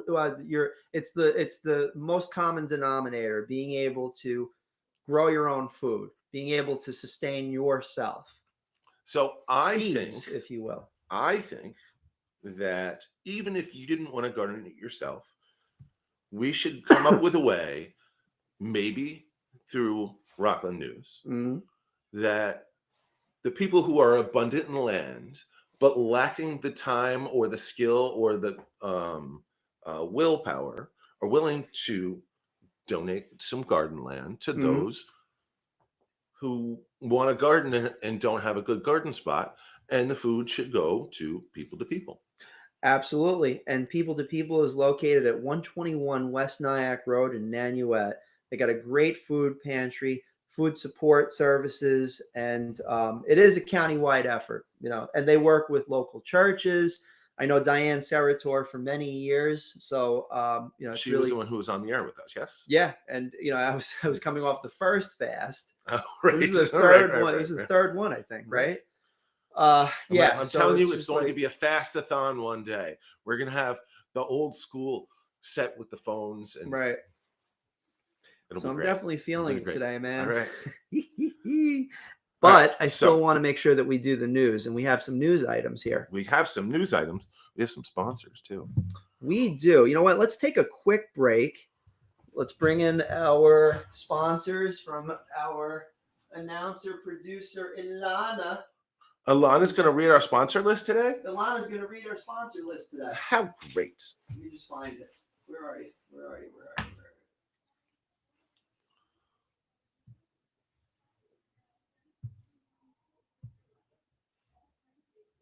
Okay, Alana's not going to read our sponsor list today. I can't find it in the list here. All right. All right, so let's Yabu talk. Fence, Yes. Dana Pest Control, Easy Temp, Thank you. Kobe Sushi, Susan Bova Coldwell Banker Realty, Lauren Molino Muller, Howard Hand Realty, Whole Shot Bagels and Havistraw, 99 Signs, a business without a sign Is is a a sign of with no business. And they're located in Nyack, New York. They could do all your promotional items, all your awesome signs. They can really, really put together a great brand for you. And stay tuned. In 2026, we're going to have a collaboration with 99 Signs that you can get in on. If you are a business and you're looking to upgrade your brand, stay tuned. We got something in the works. Workforce Development Board of Rockland County, Rockland Works. Get a job, for goodness sakes. It's the Debbie and Debbie Show. That's right. We're hoping they're going to be getting that podcast together. We're hearing rumblings that it's going to happen. Who else we got, Mike? We have FZ Perfection Auto Body Repair in Congers. We have Clean Space Management Company, Sparkling Clean Homes, and Rockland Music Fest, as well as St. Thomas Aquinas College, Fiesta Acapulco, North Rockland, Cairo, Dr. Anne Marie, Ivy Rehab Physical Therapy in West Havistraw, 202 Cannabis Carnival, because Tommy doesn't know anything about this cannabis. First drive-through cannabis dispensary in all of Rockland. That's true. Yeah. Stony Point Pancake Factory, Banchetto Restaurant, and I believe we have we have a new sponsor. Do we? The Boulders? Oh, yes. We do have the Boulders. Yeah. It's kind of important. You got No. I have it right here. It's like I didn't have it up on the list here. Yeah. I'm on, again, 36-hour fast. Okay. All right. New York Boulders, awesome. Rock on, awesome. Okay. Wait, and are we rocking with the Boulders? We will be. We will be once again. That's so gravel. And he broke a Tommy again. That's twice. That's twice in one show. I think. So, Tommy, why don't you tell us about the legislative budget, since you got good with numbers? Before we do that, I just want to cite one additional thing about the New York Boulders. They have synthetic turf now. Is that good or bad? That's good for events. Yeah. Like that's good. Rockland Music Fest? Like Rockland Music Fest. And, and also, by the way, just obviously safety for the players. We'll make sure that you're safe on that turf. There's a little tiny uptick in terms of injury on turf like that. So you want to be really nice and careful at all times when you're doing your playing on that field. But generally speaking, I mean, studies have shown the turf is very safe in general. So that's not a problem. Okay, so we're going to talk about the county legislature. And then, Mike, if you could do the second highest job growth goes to Rockland County. So the Rockland County Legislature, they unanimously approved the 2026 county budget, a plan that holds county property taxes flat, once again, and includes no workforce layoffs. That's really important going into 2026. And this is Ed Day? Well, the legislature first, and then it goes over to his desk. Okay. So it has to be signed by, I believe, December 20th. So it's a $913.8 million spending plan. The places where there's going to be increased funding is not-for-profits in Rockland County, veteran services, and tourism and economic development. The legislature emphasized fiscal stability amid uncertainties in future state and federal funding. $2.677 million for not-for-profit support. That's 14% increase year over year. $1.15 million for the Veteran Service Agency, and $3.1 million for tourism and economic development. And the legislature, county executives, 5 working days to issue any line item vetoes. So he's probably already issued them. The announcement hasn't been made yet. And the legislature is able to override any veto, obviously with a vote, through December 20th. Mike, to you. Well, folks, I just want to circle back to something that the superintendent spoke to us about earlier. Yeah. If you have any questions or concerns about any of this, you should contact the county. Mm-hmm. Absolutely. And the county website is very comprehensive on this. It is one of those things that if you want things to change, you have to ask for the transparency. Rockland County does not seem like it has anything to hide. So if you have any questions and concerns, you have to ask. Mm-hmm. Absolutely. Want to do the next one, Mike? All right. So Rockland County has the second highest job growth in New York. Okay. Mm-hmm. New York State labor data says Rockland County posted the second highest year-over-year job growth in New York, up by 4.5% from September of 2024 to September 2025.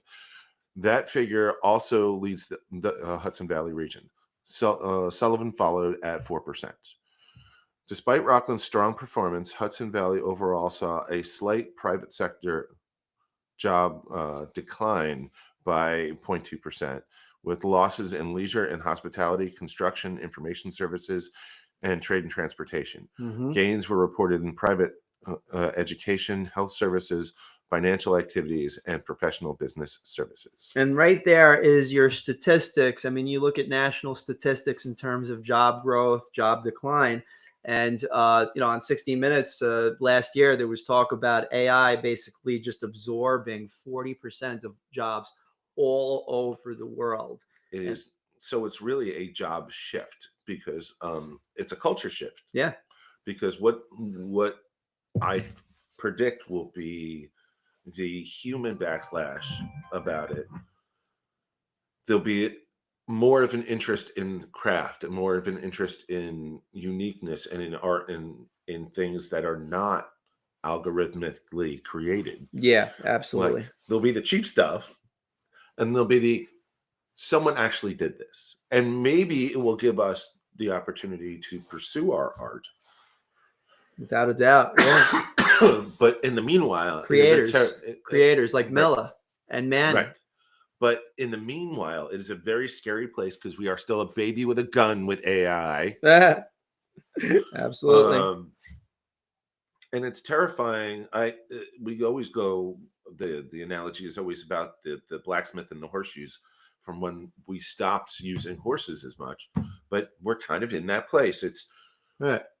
What are we going to do when the thing we've been doing for some of us for 50 plus years is no longer relevant because a computer can do it faster than we can do it? Yeah, and that's where like Rockland Works comes in to like retrain and right. Well, and it doesn't mean that you are completely irrelevant or that the AI can actually do it better than you, but it becomes, we are living in a place where everything's about cost. Right.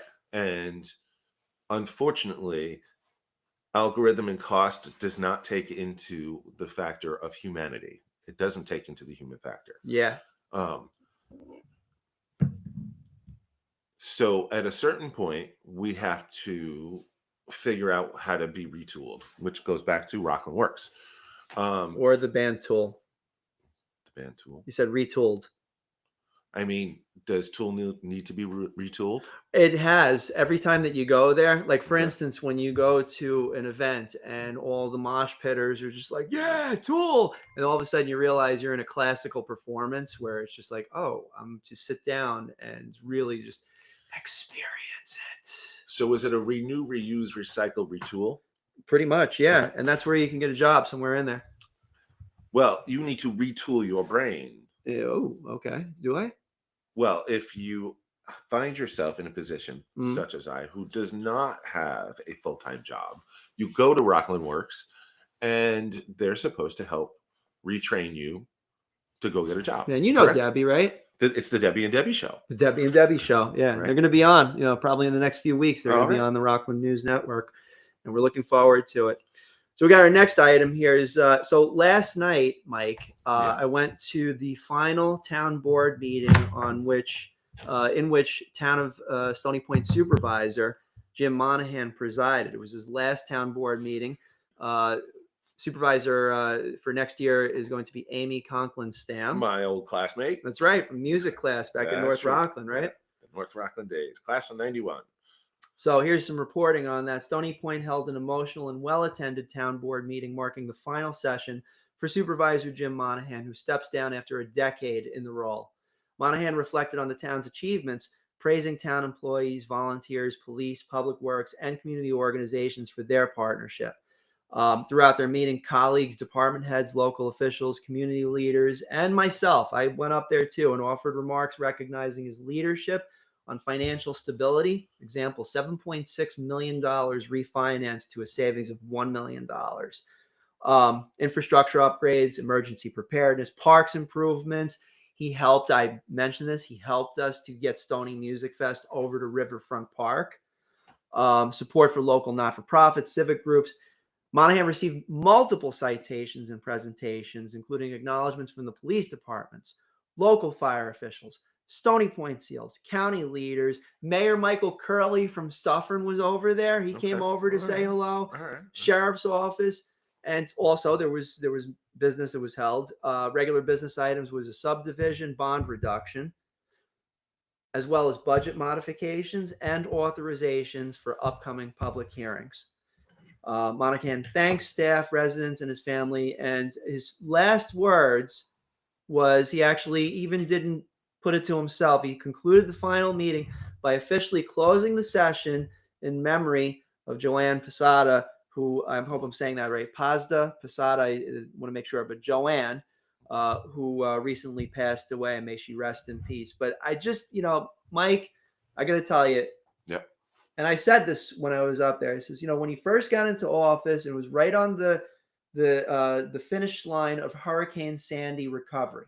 Okay, so he had a lot of infrastructure improvements that he had to do. I was the North Rockland Chamber of Commerce president at the time, and I decided to take a wait and see approach because I didn't know him. But I mean, you want to talk about a guy that earns the right to be, I think, well regarded and trusted. I'm guessing you were impressed. Yeah, I got to tell you, it doesn't come easy, especially since my mid 30s. As far as trusting people, that was a long time ago. Yeah, 15 years ago. And things happen where it's like, did this person do it on purpose or did they not? But he has been a very steady, just a very steady presence in making sure that our community in Stony Point is the best possible way that it can be for the residents and the businesses that are here. So how is our chippy recovery money happening? Well, they're still in talks. Apparently the latest is Blackstone is involved. Oh no. Dun dun dun. Chung chung. So I don't know about this Blackstone thing, but I mean, the thing is that, does that mean it's like 202 Cannabis? Well, 202 Cannabis is one of our sponsors, and I would imagine they'd probably come to some sort of a consensus quicker if they sat down there. Yes, you are probably. I don't expect that to happen. Wait, they don't even have to sit down. They can drive through. They can literally drive through the first cannabis dispensary in all of Rockland. You cannot hang off the outside of your vehicle. You're not allowed to. No. That is not traffic safe. Muntslandians need to understand this. I don't know if I could say that. I don't know. There might be a trademark on that, but well, are you New York Nation? Yeah. So. Mike. And there's one last thing. You want to do that last item? About Stony Point. Thomas W. Larkin won the Stony Point Fire Commissioner election with 181 votes. Robert H. Sullivan received 39 votes, while Eric Brissing received 1. Mm-hmm. Larkin will move into the commissioner role as the district plans for upcoming operational needs. Yeah. And now to the town of Ramapo. A Hillcrest man was arrested after a cab driver threatened with a handgun. Woo! Ramapo police have arrested a 26-year-old Hillcrest man after a cab driver reported being threatened with a handgun during a fare pickup on Rockland Lane. I didn't even know there was a Rockland Lane. Investigators say that a dispute escalated when the suspect displayed a handgun and then chambered around, not chambers of commerce, he chambered around in front of the driver and a nearby passenger. Oh, this is not cool. Holding a young child. Dude. Detectives identified the suspect through a photo array and arrested him at his residence. Police recovered an unserialized ghost gun and an ammunition feeding device. Okay. The man faces multiple felony and misdemeanor. I'll bet he faces multiple felony and misdemeanor charges, including criminal possession of a weapon and menacing. Bail was set at $25,000 cash or $50,000 bond. Police described the incident as a potentially tragic situation avoided thanks to the driver's quick report and coordinated officer response. Wow. This is why we can't have nice things. People like that. Not the person who reported, the person who was doing the wavings of the guns and the things. You got the next one? Oh, Supervisor Michael Specht. Specht. Our man, I met him over at when we were over at the folk music festival over at the Jacob Sloat House. Oh, okay. Yeah, totally. He's the cool. police chief with Police Chief Danny Hoehmann. The town officials welcome 4 new officers to the Ramapo Police Department. The new hires are Officer Brian Nugent, Officer Daniel Rivera, Officer Rossum Simpson, and Officer Emma Sullivan. The town of Ramapo extends gratitude for their commitment to public safety and begin serving residents across the community. Yeah. Now to the town of Clarkstown. Sweet. Clarkstown officials are reviewing a proposal from the Rockland Housing Action Committee to cluster 7 large single-family homes on a 4.22-acre parcel off of New Hempstead Road and Eberling Drive in New City. The plan would allow 2,200 square foot homes valued at roughly $768,000 on the open market to be sold for about $350,000 each to first-time buyers earning up to 80% of Rockland County's median income. The project depends on clustering approval to reduce infrastructure costs.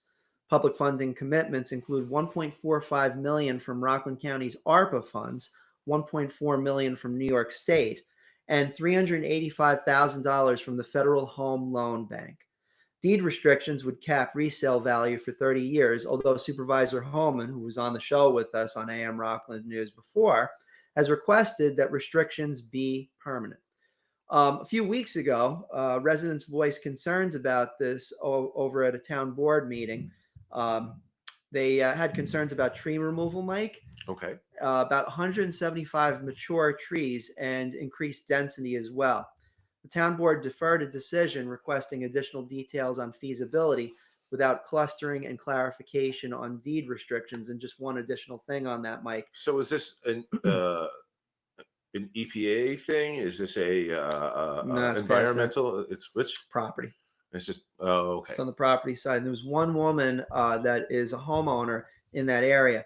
Right. She was more along the lines of don't cluster it, spread it out, because it's like right on her property line or right next to her property line. Okay. So it's what she was saying was that it's going to devalue it's going to devalue her home and several other homeowners on that area.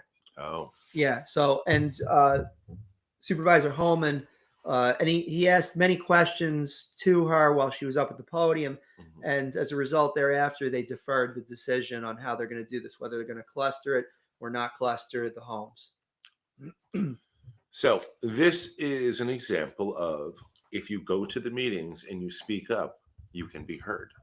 Yeah, absolutely. Even people over the Four Corners protest, they were there to make sure that, and it was a non-issue, but they were like, make sure that our free speech is protected.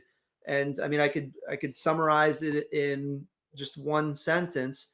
There were never any plans to restrict free speech. We just want safety rails. Safety rails. That's the thing. So I got to reach out to Assemblyman Patrick Carroll's office again about that, because I haven't heard anything. And listeners, you want to help us out? Send a quick little message to Pat Carroll. Yeah, I could give actually that information right now. We want safety rails at the four corners. Patrick J. Carroll. You can contact their office at 845-634-9791. You could also email him at Carroll, Carroll. So it's basically car and roll, and then the letter P at nyassembly.gov. That's how you get a hold of them. Or it's one way you can get a hold of them. Well, and again, we encourage everyone just to drop them a little note about safety. Mm-hmm. This is about safety, not about free speech. We just want the four corners safe so you can walk. Yeah. There's a park there. You should be able to walk. I think Pat Carroll's up for election in 2026. Speaking of elections, if we go to Tallman, there was another fire commissioner election. Another fire commissioner election. So David Brewer wins the Tallman Fire District election. David Brewer has won the Tallman Fire District election, securing his first full term as fire commissioner after serving 7 weeks in the appointed capacity. Residents voted on Tuesday evening at district headquarters. Brewer will formally begin his election term on January 1st as the district continues planning for equipment upgrades, operational needs, and upcoming budget cycles. Challenger Moshe Engel congratulated Brewer and thanked the community for its participation. Now to the town of Nyack and Joe Rand. That's right. So as reported on Rockland's News, Rockland County Biz Journal, LoHUD, and I believe News 12, Nyack Village Mayor Joe Rand has launched a state Senate campaign. So he's basically campaigning for his candidacy for the Democratic nomination in New York's 38th State Senate District, which covers most of Rockland County. It's currently presided by Senator Bill Weber. Rand emphasized during his campaign announcement that he's emphasizing affordability, infrastructure, and community development as key campaign priorities. And he earned his bones in the private sector, Mike, growing Rand Realty, which is one of Rockland's largest employers based on the realtors that are in the county, as well as 5 years in local government, including 2 as mayor. Rand describes himself as a bipartisan problem solver and says that his campaign will focus on securing state resources for Rockland communities. And the Democratic primary will take place next year. Coming into 2026, ladies and gentlemen, it's going to get really mighty sporty out there. And as a matter of fact, Mike, and this is kind of in the works, and I'm not going to say that it's happening or it's not happening, but how would you potentially happening? How would you like to sit at the debate table with us? Because back in the day, we did some debates for town supervisor up in Stony Point and in in Haverstraw. So but we're thinking about bringing him back. Weber versus Rand. We'll do a whole bunch of them. The squared screen. Yeah, why not? You know. And I was thinking, and this kind of ties into that I brought in the term citizens, as you have early on in the show, citizens. And I was thinking that you and I could show up in Roman citizenry full garb. What are your thoughts on that? I think that would cause trouble. Why? Something called indecent exposure. No, we would wear pants. They didn't have pants then. Well, they had togas. Yes, and it's cold. It would be indoors. We're not going to hold. Drafty. Dude, all right, we're not going to hold like the entire like debate. Do we get to stab somebody? No. Oh. No, Mike. No. Just no. We would not. Why would we do that? We would be very like the Ides of March. There's the Ides of Julius Caesar and all that stuff. Yeah, no. Et tu, Brutus. Et tu. You know.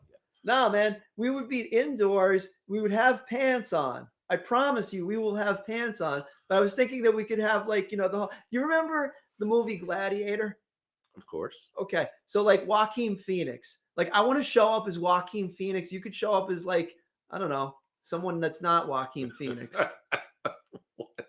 You know, maybe did I break a mic? I think so. I'm sorry about that. No, seriously. I mean, just imagine. I know you're visualizing this. We're sitting at a table together, Mike. I'm seeing you with the laurels in your hair. Laurels, exactly. You got it. And the weird, not functional, shiny armor. Definitely not functional. You're not even like it's not even sitting on your right. So as you sit there, it's choking you up, so you can't even drink the thing. Yeah. Like, you know, and then we could, like, you know, we could just like do like if whoever wins the debate. I mean, we can't do this, but we can do this with like thumbs up and thumbs down. Like, you know, if the debate goes well, like it's a thumbs up. So I don't know about debates in local politics because I'm just getting back into the swing of things. But I would hope that it is more about what the candidate is going to do and less about what the other candidate is doing wrong. Well, yeah. And I think, and there's a political strategy to this that I obviously didn't study in college. I studied history degree, which basically translates to, hi, would you like some coffee with that? So, but there's a certain, not even fries, folks, not even fries. Je ne sais quoi to the whole thing that I can't exactly explain in words, but there's definitely an angle. And sometimes it's a very, very sharp angle. It's one that can like cut to the core through dialogue. And like, if you just imagine a chart on that window, all right? And just imagine. I see 6 pieces. Public sentiment, right? It's like a small pie. It's got Right. 6 piece slices. Yes. So in a debate, all right, I'm gonna actually get up so that I can point this out. He's getting up old, folks. He's getting up old. Oh, it hurts. It hurts. Okay. So let's say that this is the middle line here. Right, okay? right. He's drawing a line across the middle. Yeah, right across, actually like this. All right. So Yeah, this is yeah. time. Okay. And there's a In the line 12-6 position. right in the middle, and then on the left-hand side is your Democratic candidate, and on Or the the right-hand blue side side. is your Republican candidate. Or the red side. And Mike, you and I are right in the middle here asking questions. I'm on the purple side because the green side is ineffectual. All right, I'll be on like the blue side or the green side. Chartreuse? Yeah, something like that. Sky blue pink? I'll be on the chartreuse side. I don't know. That's going to be the color of the sash on the Roman guard. Okay? I know you're visualizing this. I'm telling you. All right. So now this is the thing.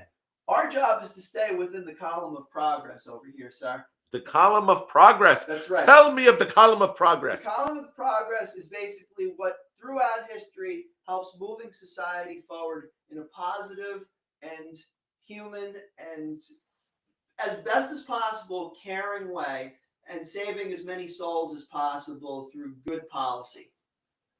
And I like that you use souls because some folks would say there are things other than humans that have souls.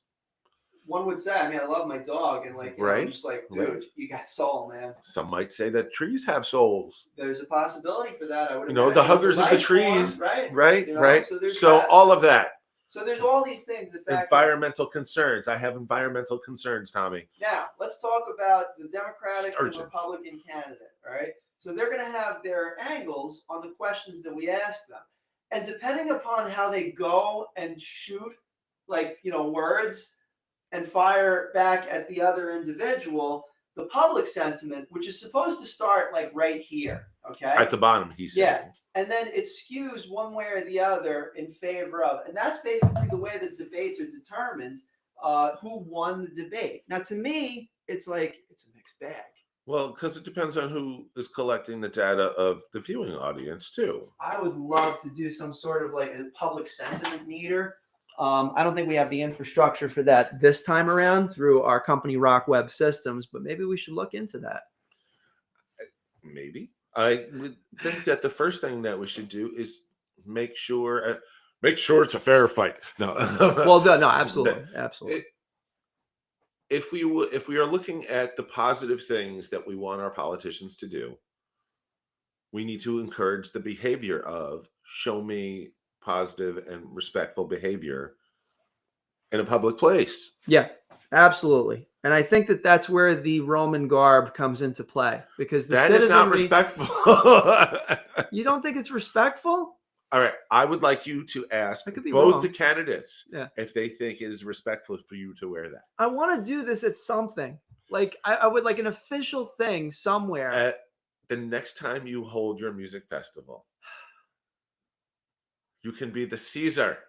No. The Emperor of Music. No, I don't want to be the Caesar or Emperor of Music. I just want like really cool music things to happen. I'm trying to move it along, and thankfully we did it over at the stadium, Rockland Music Fest. Awesome.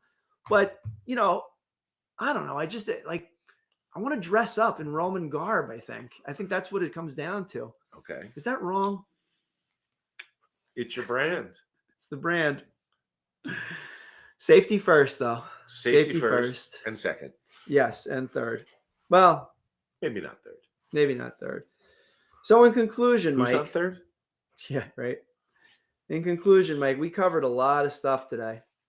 But it all circles around community and community service and helping one another and trying to keep our community safe. Yes, absolutely. So we're going to close on that note. Again, just a reminder, we're doing a benefit for People to People all day long. It's going to be the Fast Forward campaign, which is basically I'm on a 36-hour fast.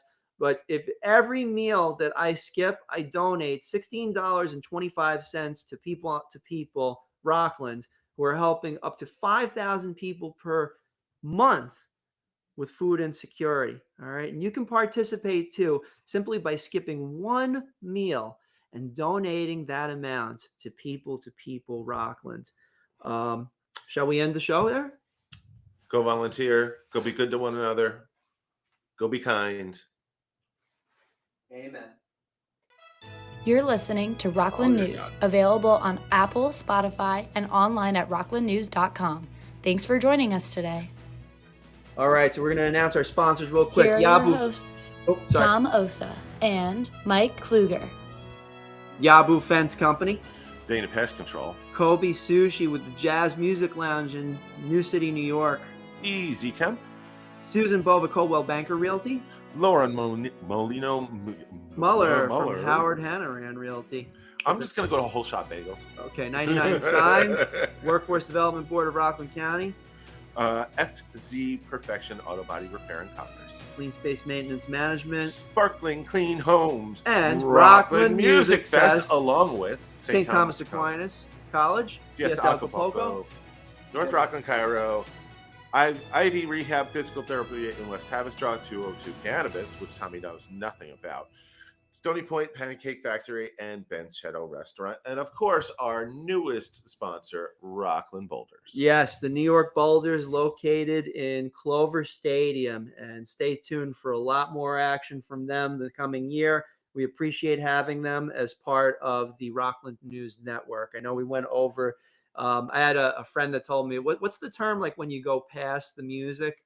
Like you into the music, behind the music, hit the mark or something, like when the music lines up with there's a term for it. Maybe our new friends over at the mall. Yes, Milla and Manny. Was it New York Nation? Yeah, New York is a nationality. New York is a nationality. Yeah. So let me just go over there. So it is, the name of the website is nyisaNationality.com, and you can catch Manny on MANOLOWUZHERE, and New York is a nationality on Instagram. So there you go.